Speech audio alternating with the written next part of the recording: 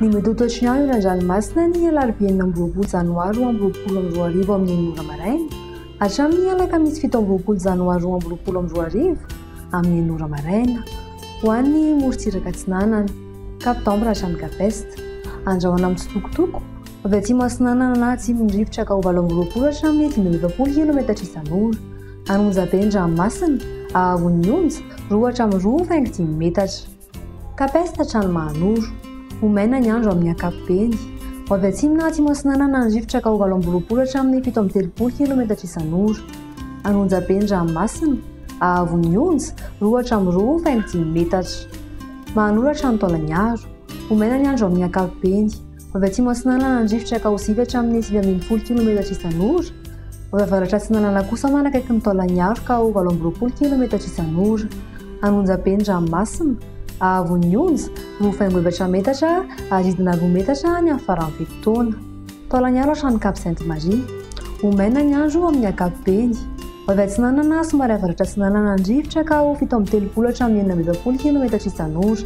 Anonjabe an-dranomasina ahavon'ny onja 2 metatra hatratra 2,7 metatra indraindray. Ho an'ny morontsiraka andrefana Cap Sainte-Marie hatrany Cap Saint-Vincent. Ibalika ny masoandro. Avy atsinanana ny rivotra ny amin'ny tendrony atsimo ka ho 20 hatramin'ny 19 km isan'ora. Miovaova kosa ny ankafa ka ho 7 km isan'ora.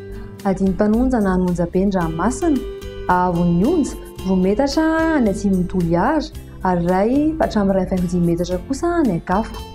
Cap Saint-Vincent hatrany Cap Saint-André. Anora tandrifin-drahona amin'ny tsitokotoko.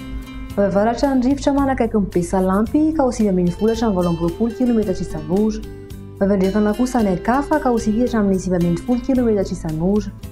Avy atsimo kosa ny faritra rehetra ny amin'ny faran'ny fito-taona ka ho 7 km isan'ora. Adiny mpanonja an-dranomasina ahavon'ny onja ho latsaky ny 1 metatra. Cap Saint-André hatrany Analalava. Izy tandrifin-drahona mety iray kotroka. Avy atsimo ny rivotra ka ho 7 hatramin'ny 9 km isan'ora ary hatratra 20 km isan'ora indraindray manakaiky ny Analalava. Adiny mpanonja an-dranomasina ahavon'ny onja manodidina 1 metatra. Analalava hatrany Cap-Tambre.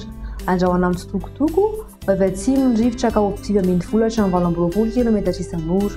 Adiny mpanonja na anonjabe an-dranomasina ahavon'ny onja 1 hatramin'ny 1,5 metatra.